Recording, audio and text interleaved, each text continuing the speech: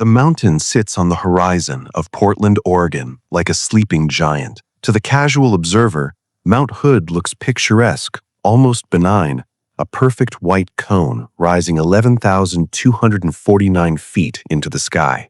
It is the most visited snow-covered peak in America. Every year, 10,000 people attempt to climb it. Most take the south side route, a path so well trodden it is sometimes referred to as a dog route. But the mountain has another face, the north face.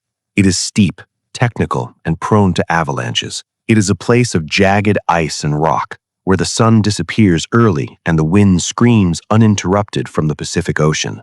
In December 2006, 3 men looked at that mountain and saw a challenge they believed they could handle.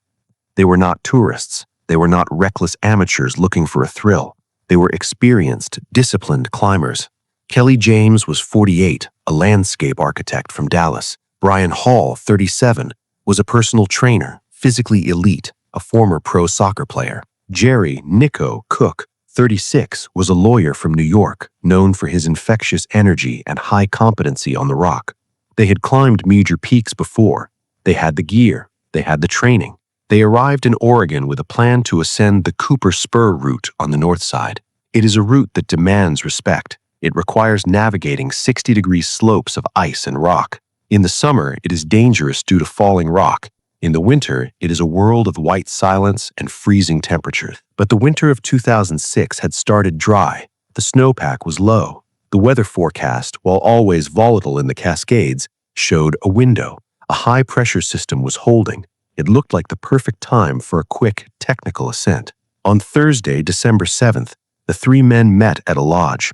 They sorted their gear: ropes, ice screws, crampons, bivouac sacks, stoves. They checked the weather reports one last time. There was a storm system developing far out in the Pacific, but the models suggested it would arrive late on Sunday. They planned to be up and down long before the first flake fell. They drove to the trailhead, shouldered their packs, and began the approach. A photograph taken during this time shows them smiling, standing in the snow, the massive white wall of the mountain looming behind them. They look confident. They look ready. By Friday, December 8th, they were well up the mountain. They established a camp high on the spur, resting before the final push for the summit. The conditions were colder than expected, but manageable. The air was thin and crisp. Below them, the clouds carpeted the world, isolating them in a high-altitude kingdom of their own. But mountain weather is not a static thing. It is a living, breathing entity. And on Mount Hood, it can change with violence and speed that defies meteorological models. As they slept that night, the barometer began to drop. The storm that was supposed to hold off until Sunday began to accelerate. The wind shifted. The temperature plummeted. Saturday morning broke, not with the clear blue skies of the previous days, but with a gray, ominous ceiling. They were close to the summit. They made the decision to push on. This is a decision often dissected in the aftermath of tragedy, but in the moment it makes sense. The summit is right there. If you summit, you can descend the easier south side, essentially walking off the back of the mountain to safety. Going back down the north face, down climbing steep ice, is often more dangerous than going up, so they climbed. They reached the summit area late in the day, and that is when the trap snapped shut. The wind didn't just pick up, it exploded. Gusts began to hit 40, then 60 miles per hour. The ambient temperature dropped to single digits, and with the wind chill, it felt like 20 below zero. Visibility vanished. They were inside the cloud now, a condition known as a whiteout. In a whiteout, there is no up or down. The ground and the sky merge into a single vertiginous wall of gray. You could walk off a cliff and not know you were falling until you hit the bottom. Then, the incident occurred. We do not know exactly how it happened. A slip on the ice, a falling rock dislodged by the wind. But near the summit, Kelly James was injured. Later reports would suggest a dislocated shoulder or a significant lower body injury. Whatever it was, he could no longer climb. He could barely walk. They were trapped in the death zone of the Cascades, exposed to the full fury of a winter storm with an immobile man. Brian Hall and Nikko Cooke made the decision that defines the brotherhood of climbing. They could have tried to run for it. They could have tried to scramble down the south side to get help, hoping to return, but the weather was becoming catastrophic. To leave James exposed on the ridge was a death sentence. He would freeze in hours. So they started digging.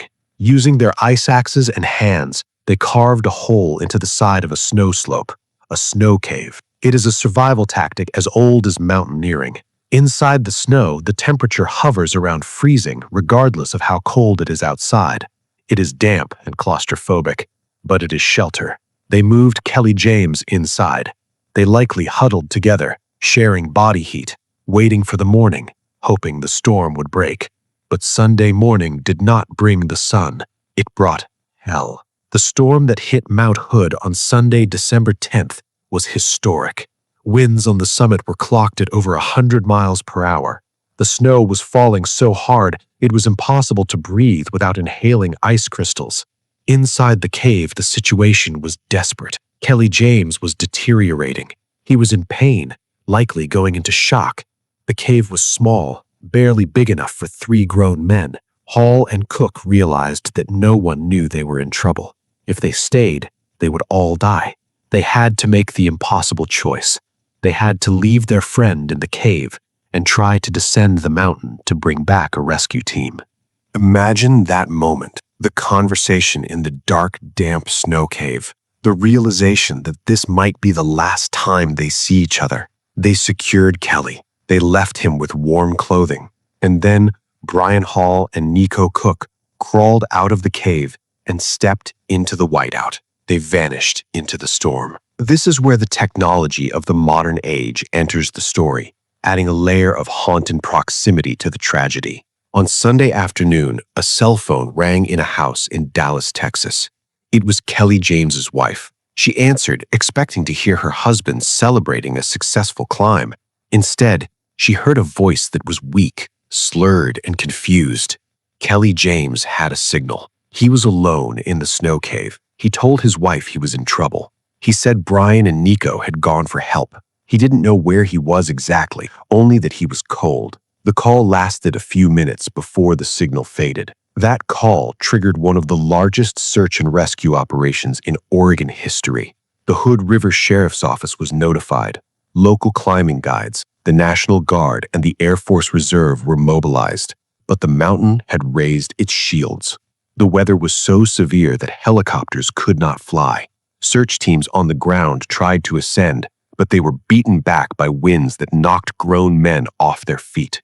The wind chill was 40 degrees below zero. To go up there was suicide. For the next 48 hours, the drama played out through the invisible tether of cell phone signal. Police and telecom experts began analyzing the pings from Kelly James's phone.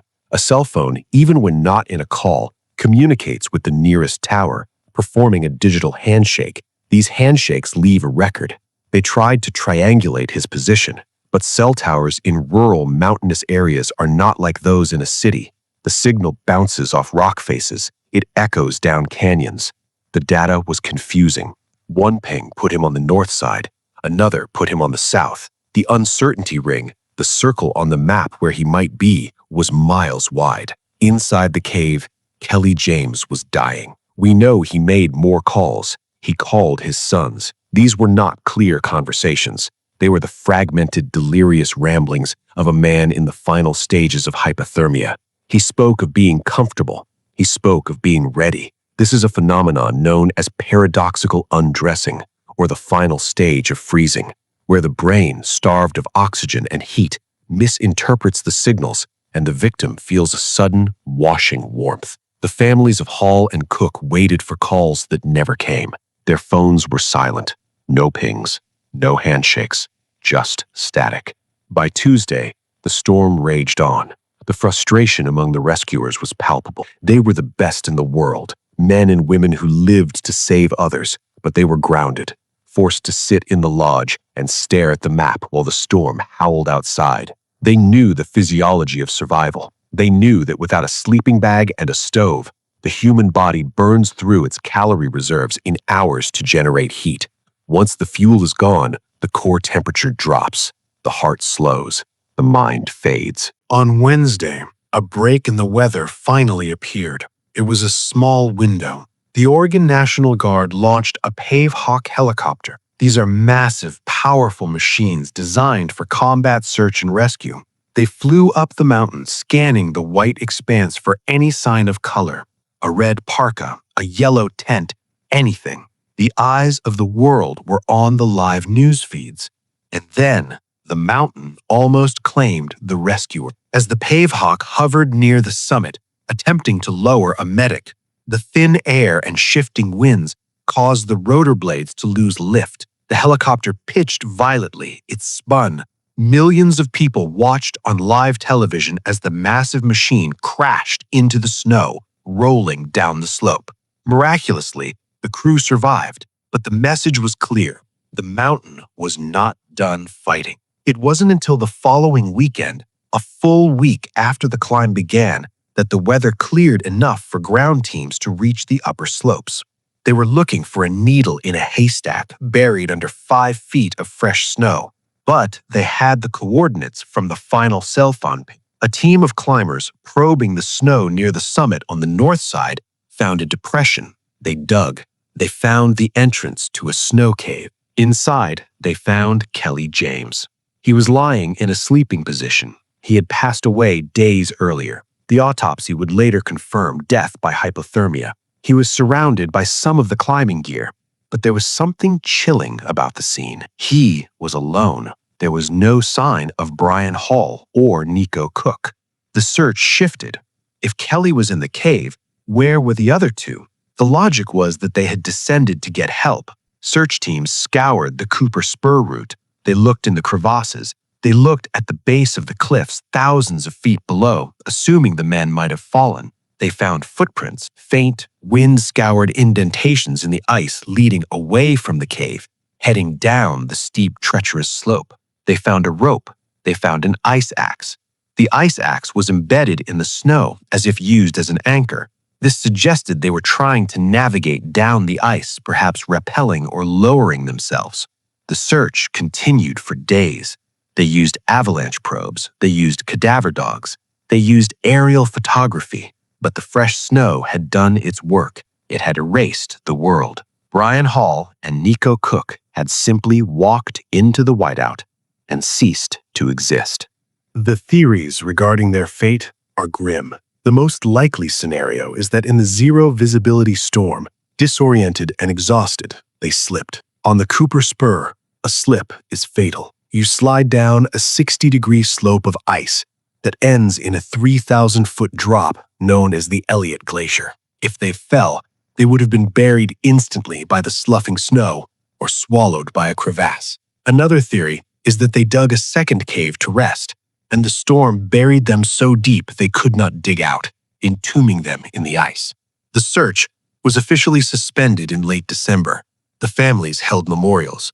The news cameras packed up and left. The mountain returned to its silence. In the years since, climbers have ascended the North Face in summer, scanning the melting glaciers, looking for a flash of synthetic fabric, a boot, a piece of metal. Glaciers move. They churn and grind, eventually spitting out what they consume.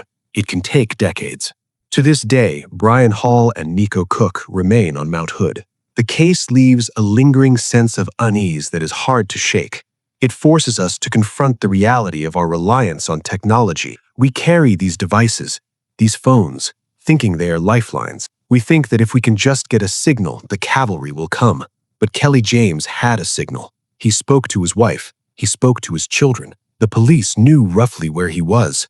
The entire resources of the United States military were on alert, and yet he died alone in a hole in the snow, while the world listened to his signal fade. It reminds us that there are places on this earth where the rules of civilization do not apply. Just a few miles from the coffee shops and highways of Portland, there is a wilderness so indifferent to human life that it can swallow 3 strong men without a trace. When you look at Mount Hood today, on a clear day, it looks beautiful, it looks peaceful. But if you know where to look, up near the summit on the north side, you know that it is also a tomb.